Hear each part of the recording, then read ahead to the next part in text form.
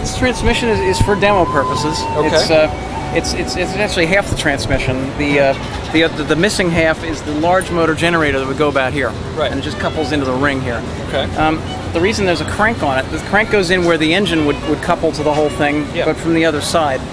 See that the cutout with the motor exposed. What you can do is actually turn this and lock the parking pawl. Right. So now the final drive can't spin. When you turn the crank, the motor will go around. And what you're doing now is, since it's a permanent magnet motor, you're generating power. So I've taken the power out and just let it up to these little sort of toaster wire things. So if somebody wants to like really lay into this and work hard at it, they can maybe get these to glow orange. Really? That powerful, huh? Oh yeah, and that's the small motor generator. That's only good for about 10 kilowatts. But of course, a human is only good for maybe 200 watts, 250 steady state. So if somebody really goes at this, you know, it's a very small fraction of the power actually needed to push a car. Interesting. So this sort of shows you, and if I put on the dead short here, right, now try to turn it. It's like you go nowhere with a dead short on the thing, but that's only about, you know, that's maybe 20 amps through the motor windings, and at that speed, that's like a totally useless amount of power. So that sort of demonstrates how a motor can hold back an effort to turn it, and the regenerative braking does the same thing with the big motor generator. So that's a lot of torque available to counteract the motion of the car. There's a limit to that, though. Of course, you can only put 100 amps into the battery at once. So if you exceed that limit, which you can very easily do on a highway off-ramp downhill, the physical brakes have to come in and help. And there's a computer that sorts all that out. This is a set of 3 ECUs that were in a Katrina-flooded car. So we have a hybrid controller. It's like the mastermind of the whole thing. The engine ECU that takes all the engine function but takes orders from the hybrid guy, and then the braking controller is equally complex. And braking is really one of the most complex aspects of this car. Because of that regeneration thing, it's got to integrate with all this other stuff to sort out who's going to supply which amount of counter torque and when, and also how fast.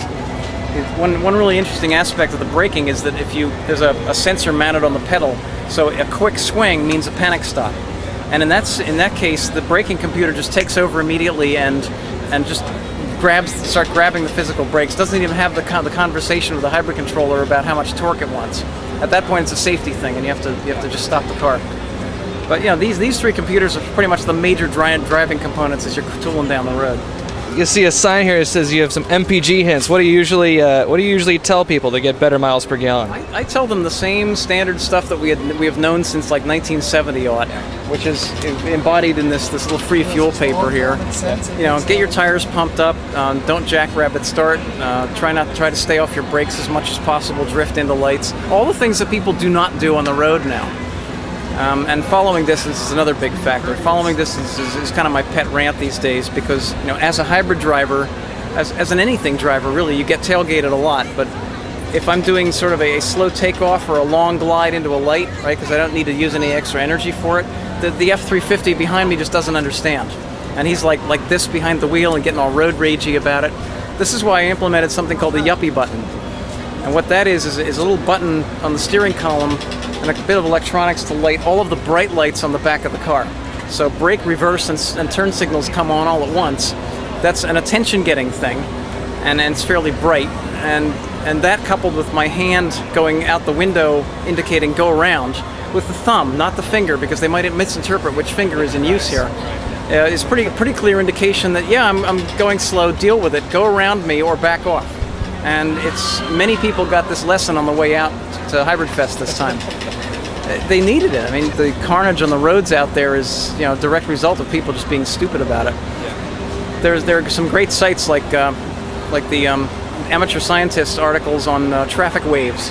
If you just Google for traffic waves, you'll find it. I've also got a pointer to it on the link farm there. Studies of if cars are more separated, right? Merging is easier because you do the zipper thing. It's got some great animated GIFs of a jam up and then a smooth flow with cars popping off the top of the picture, and guess which one is faster? The smooth flow. It just wins out hands down. People don't understand this. They get way too close to each other. You know, so as far as like saving a lot of gas from that standpoint, we have a large societal problem to fix before we're going to get anywhere with hybrids, plug-ins, electric cars, or whatever.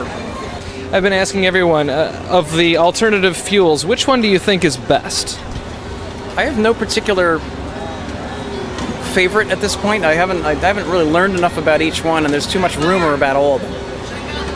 You know, E10 or E85 is one seeming effort, but we all think that's got a big political agenda behind it. You know, the hydrogen thing is probably a total loss. If I had to say, I think my best confidence is in batteries, better battery technology. Basically, we have to get some block of stuff that we can store enough energy in a usable form that you can take it in a vehicle. Right, because you know things like hydrogen and fuel cells or whatever would benefit most from static installation, where you like generate the hydrogen right there, store it locally. You can have your high pressure tanks in a climate controlled environment and just reuse it for load leveling or whatever. In a vehicle, the whole game changes because you need something small, compact, robust, in all kinds of different weather. So I'd say my bets are on batteries, but with all of the other players in the field, who the heck knows where it's going to land short term.